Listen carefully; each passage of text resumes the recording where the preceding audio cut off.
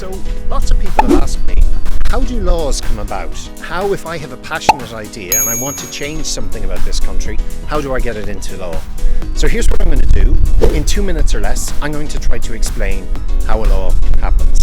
Laws are made here in this place, Leinster House. Before something becomes a law, it has to start off as a document called a bill.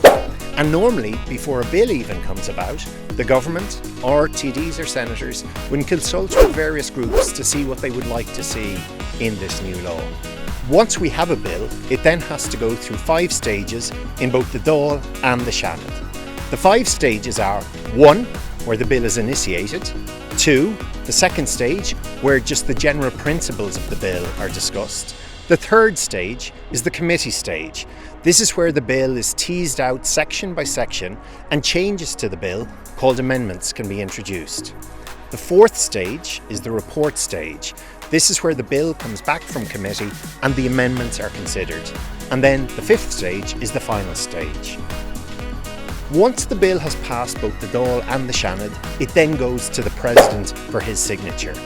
The President has to ensure that the bill is in line with the Constitution.